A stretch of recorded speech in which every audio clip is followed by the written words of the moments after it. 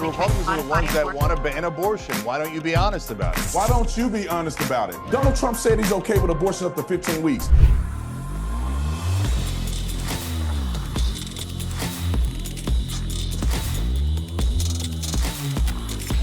This video is brought to you by Tatumstore.com. Tatumstore.com. Get the merch link in the description section. Get you one of these brand new Trump Vance shirts. This is an incredible design. One of my favorite shirt designs. We wanted to put it on like a vintage shirt, but we're gonna just use it on this shirt for now. If somehow y'all want it bad enough, hit us in the email and ask for a vintage shirt. We'll do like a comfort color or something like that.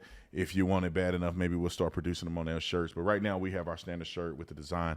Like and subscribe to the channel. Let's get into this. Ladies and gentlemen, hit the like button.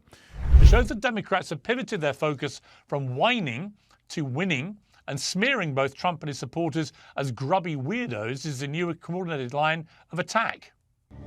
Us MAGA Republicans banned abortion, but that's just the start. That's just the start. If Trump gets elected, we want the government involved in all aspects of your sex life. Way more involved. Way more involved. When you have sexual intercourse, it should be illegal to use contraception. No pills, no condoms. Your genitals are reserved for procreation. If you freeze 12 eggs, you should be required to have 12 babies, or else you're a serial killer. And I'm definitely not a serial killer. Are you? Well, the problem with Democrats on this point in particular is that they can be pretty weird themselves, not least in that video montage we just watched, but also as evidenced by Harris supporters at campaign events so far this week. You don't mess with childless cat ladies. Good evening, folks. My name is Charlotte Clymer. My pronouns are she, her. I'm a writer and activist, and I am so excited to be part of this historic gathering of women across the country. Amplify the voices of those who have been historically marginalized and use the privilege you have in order to push for systemic change. As white people, we have a lot to learn and unlearn, so do check your blind spots. You are responsible for your algorithm, believe it or not. I stood over my kid's bed and I wept. I wept because I felt like I let them down. I wept because they had the chance, and we had the chance, to have a female president for the first time in our lives and in the history of this nation. All very normal people doing and saying very normal things. To coin a phrase, there are very weird people on both sides. The more important point is that we now have a race with very clearly defined parameters. There are now two candidates who seem likely to survive until November, and they both have very different visions for the future of the country. The speed with which the media and the Democratic establishment has thrown its weight behind Kamala Harris is, of course, cynical and pretty nauseating, especially as we know that Biden only clung on for so long because he personally doubted that Kamala could win. I understand the anger in conservative quarters, how quickly the calamities and cover-up have been forgotten, but the fact is that Kamala Harris is the candidate and the polls are narrowing fast. If Republicans want to regain their advantage, they've got to flip the script again. Less whining and more winning. Well, joining me now is the co-founder of Young Turks, Cenk Uygur, from the Red-Headed Libertarian, Josie Glayback, streamer Destiny, and from the Officer Tatum podcast, Brandon Tatum. Welcome to all of you. Cenk Uygur, this whole thing about weirdness, are Democrats in a great place to lecture people about being weird, given how weird so many Democrats are? Yes, they are. First of all, the people that you showed in the weird montage for Democrats is someone dressed up, someone who's transgender, and someone who cries too much. Okay, it's not my cup of tea, but I'm not offended by it. And it's most importantly not policy.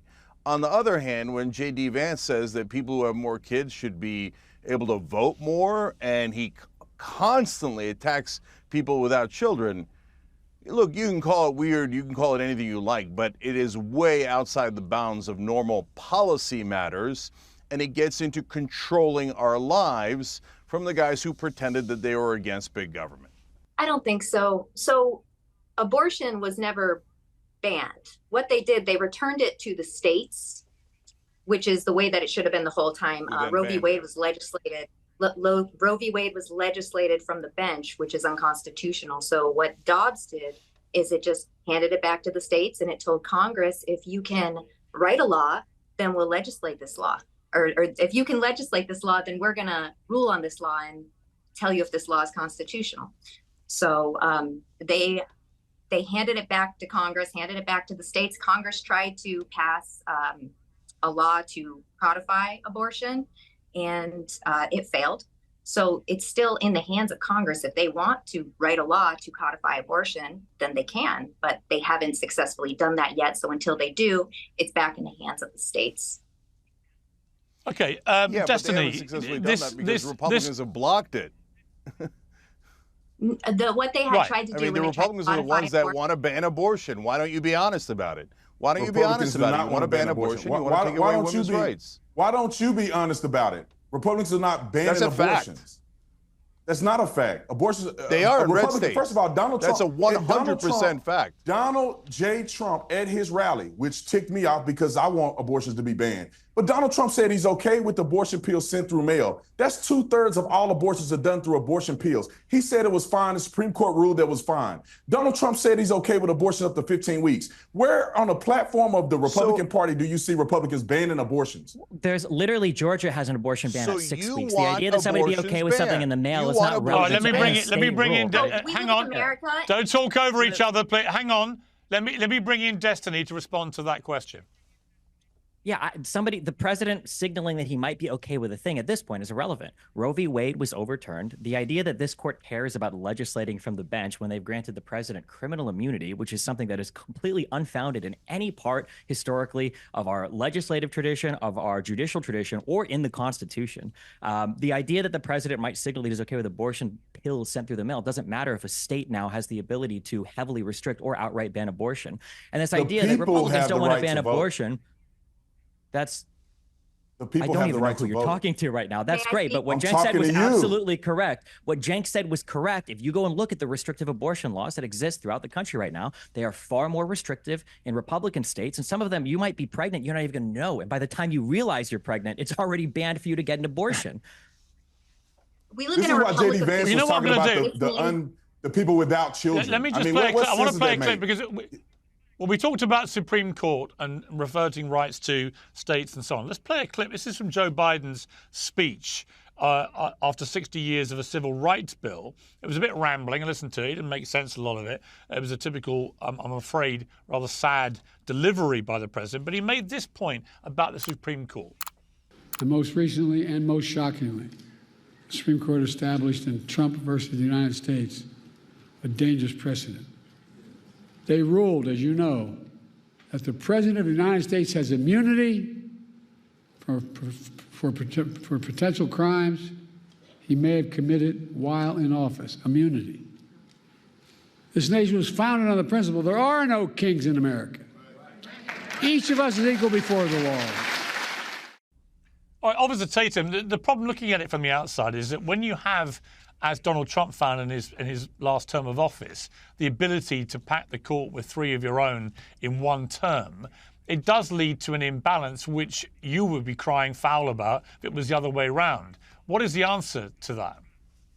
No, I wouldn't be foul. I wouldn't be crying foul about it if the other way was around. I mean, if the roles were reversed, because I understand the process and I understand the way the government works. If there's a Republican in office and the seats are open, the Republican can get someone into that position. And if the Democrats can do the same thing, if somehow Clarence Thomas is timed out when there's a Democrat in office, they're going to put a Democrat in his place. And if somehow someone else dies that's a Republican on the Supreme Court, they're going to put another Democrat in. That'll be 2 Democrats on the Supreme Court. It's just so happened to be timing. And that's why our presidential elections are so important. And that's why they're so consequential. I think that the crazy thing is that out of one side of the mouth, the left cry that the Supreme Court is doing the right thing by blocking all of Trump's advances that the election was stolen. But now all of a sudden they're ruling in his favor. Make your mind up. If they're supporting Trump, then they would have allowed the election interference, election fraud cases to go straight through. They would have ruled on it in Trump's favor, but they didn't. They didn't even look at it. So I think the Supreme Court is balanced and is fair. They just don't like the fact that people are leaning more conservative. I don't like everything the Supreme Court does, but it's fair and balanced and co-equal branches of the government. Well, should there be term limits? Term limits, well, if we're going to do term limits for Supreme Court, let's do term limits in the House and Senate, and I'll be totally okay with that. I want to move on. We've discussed that at length. I want to move on to Trump's latest interview with Laura Ingraham at Fox News, in which he said this about Kamala Harris. She got rid of the laugh. I noticed I haven't seen that crazy laugh that she got. She's crazy. That laugh, that's the laugh of a crazy person. But I noticed that she's not using that laugh anymore. Somebody convinced her, don't laugh, just don't laugh. Don't laugh under any circumstances because you... I like laughter, but sometimes. Not her laughter. Now, Tatum, what do you make of that? I mean, Kamala Harris does have a weird laugh, there's no doubt about it. She's labeling Trump and J.D. Vance as a bunch of weirdos too. Everyone's calling each other crazy, weird, whatever. What they're not debating, it seems to me much, is policy. Why has it descended into kind of just pathetic name-calling? Yeah, I think, I don't like when politicians do this because it's pointless for the American people. Like, in a conversation where Donald Trump may want to interject that's fine. But like you said, it does nothing for the political conversation. Now, I'll say this. I'm not going to say no one cares because I think it's a negative that Kamala Harris does have a weird laugh. I think it does turn people off to her. But I think it has zero value in a person going to the grocery store and trying to figure out how they're going to pay their bills. So Donald Trump mentioning that is completely pointless. And I think it doesn't add any value. But I didn't listen to the full conversation, and I don't know if it was just a side note that he interjected. But I think the conversation needs to be focused more on policy and how we're going to turn around America and make it better for everybody that live here. Okay, and Cenk, on this separate rising thing about white dudes backing Kamala Harris, do you feel entirely comfortable with this? We've actually got the actual dude saying it. Let's take a listen to him. I am not Mr. Lebowski. You're Mr. Lebowski. I'm the dude. So that's what you call me. I was brought to the party not so much as being white, and I certainly am, but because I'm a dude, So a friend sent me this email today with your hat on there, and I said, oh, I got to have one of those. I qualify, man. I'm white, I'm a dude, and I'm for Harris. Cenk, this white dude thing, do you feel comfortable with this? No, I don't think it's good politics. And I don't think it's necessary at all. So let's stop playing identity politics. Kamala Harris and the Democrats don't have to say, hey, you should vote for her because she's a black woman. Everybody already knows she's a black woman, so don't worry about it. You should let the Republicans play identity politics, and when they attack her for being a woman, which they can't help themselves, they do nonstop, then the Democrats gain. And when they attack her for being black, then the Democrats gain. So stop all this stuff about racial stuff from the Democratic side. Let the Republicans do it to their detriment. Okay, Republicans Destiny, have never attacked her. How worried? Okay, Officer Tatum, respond to that first, and I'll come to Destiny. No, I think it's superfluous conversations being had. The Republicans have never attacked her for being a woman. They attacked her because she's incompetent. And that's the argument that has been going on and on and on. She's an incompetent person. It doesn't matter if she's a woman. It doesn't matter if she's black. Nobody cares. The fact of the matter is she's a failing vice president. She's terrible. She was terrible when she ran for president. She's terrible as the vice president. She adds no value to the political realm. She has no conversations about what she can do to better America. The woman is just literally selected as the VP because she was a black woman by the Democrats. And that's not going to bode well when it comes to the policies that people need to see to make a difference in America. Nobody I know is supporting Democrats now because Kamala Harris is in position of power. Okay, well, Destiny, Elon Musk. Yeah, but see, he's doing it right there. Hang on. I have a specific question. Elon Musk actually reposted on X a doctored video featuring Kamala Harris. Her voice had been doctored by AI. Let's take a look at the clip first of all. I, Kamala Harris, am your Democrat candidate for president because Joe Biden finally exposed his senility at the debate. Thanks, Joe. I was selected because I am the ultimate diversity hire. I'm both a woman and a person of color. So if you criticize anything I say, you're both sexist and racist. A number of issues from that. One is, on one level, it's just quite funny. It's a joke. It's a parody. But secondly, that video has now been seen 128 million times on Elon Musk's X account. He said this is amazing with a laughing emoji. Gavin Newsom, the governor of California, told Musk to take it down. To which Musk replied, I checked with renowned world authority, Professor Sugondi's nuts. And, and he said parody is legal in America, which is a typical Elon Musk response.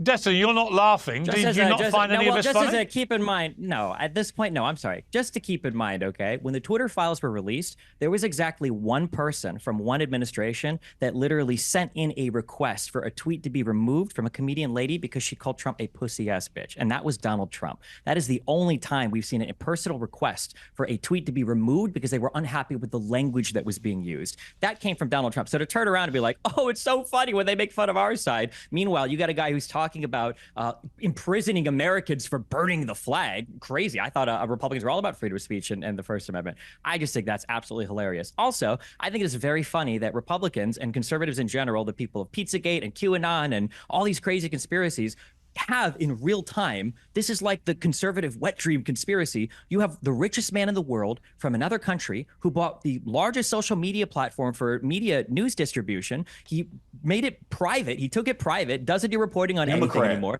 and is now openly reposting AI deepfake images of left-wing candidates. Like, holy shit. It's like everything they accused George Soros of doing, except it's actually out in the open and they're actually doing it. They're all laughing about it. So I don't know. Yeah, because it's funny, a parody. Like in a depressing kind of way. Let me ask. Hold on. It's a parody like when Snoop Dogg does a music video and Donald Trump is in it and Republicans are losing their mind over, oh my God, it was a mock assassination. Yeah, parody, come on. Well, yeah, they shot him in the head in the video. They shot him in the head in the video. Let me ask, before we move on to all things Olympics, I want to talk to Cenk quickly. We've talked a lot, Cenk, in this whole campaign about what may present a proper threat to Donald Trump.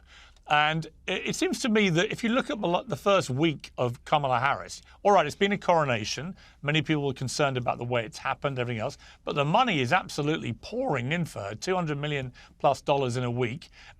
She's exuding an air of a leader. I saw her with Netanyahu where she looked presidential. She made a sort of presidential sounding address, even though there is an actual president, Biden, who's still there. She's got a lot of momentum here. There's only 4 months to go. Can she ride that wave of momentum? We're seeing the gap closing in many of the polls. You're seeing the black gap, for example, the black vote gap closing markedly, the Hispanic vote apparently closing as well. Is this just a honeymoon thing? Or are you looking at her and thinking, actually, you know what? She's got a chance here. Yeah, it's both, Piers. First of all, to the Democrats out there who think that this is not going to be a roller coaster ride, and we're just going to easily win, snap out of it. That is not a healthy way of thinking about it. That is very unlikely. The Republicans are really good at inventing issues, so they'll invent things to be outraged about. It'll hurt her. So there's a lot more cycles to come. Having said that, look, Piers, I was on your show many times saying we got to get rid of Biden, and if we do, we'll go from near 0% chance to at least a 50% chance of winning. And that is all the difference in the world, and that is where we are now. There was no question that it was the right thing to do to push Biden out, to get a candidate that excites people. And the minute people saw someone who was not 98 years old, because both Biden and Trump are so old, so decrepit, the American people were like, oh my God, it turns out young, vibrant person who can speak is possible as our leader. So that's why she's gotten this huge bump up. That part is real and will last. Whether she can then take that, build off of it, and win is a different issue. Officer Tatum, are you worried at all about the fact it's no longer doddery old Joe, but a much more dynamic Kamala Harris who appears to be resonating? Well, I wouldn't say that I'm worried, but I do think that they do have some leverage there. I mean, Joe Biden was so terrible, and that was an easy win for us. I was excited that he was falling off the rails. But the difference is that Kamala Harris watched him fall off the rails and defended him this entire time. The Democrats defended him. They said he was okay. They said nothing was wrong with him. And the crazy fact is that Democrats think it's appropriate that this man that's supposed to have all these great accomplishments can't even run for president again. And they think that he can still run the country. This is what Democrats are representing. And Kamala Harris, she's going to have a lot of momentum because she is younger, because it is a relief from a half-dead person running for office, but it's gonna die because there's no substance there. You can only pour so much money into a person. You can only be hype about a woman because she's a woman and she's black and she's a minority, get all these crazy women on a call. You can only do that for so long, but then the American people are gonna be looking at their bank accounts. They're gonna be looking at the inflation. They're gonna be looking at all these things that they already have problems with. They're gonna be looking at immigration, and they're gonna say, okay, now that all the fluff is over, what are you gonna do about it? Absolutely nothing. And they're still, think about this, Pierce, they are still in the administration that's running the country right now. It's not over. They still have to run the country. And they're failing miserably. And so I don't think it's gonna last enough when the rubber meets the road.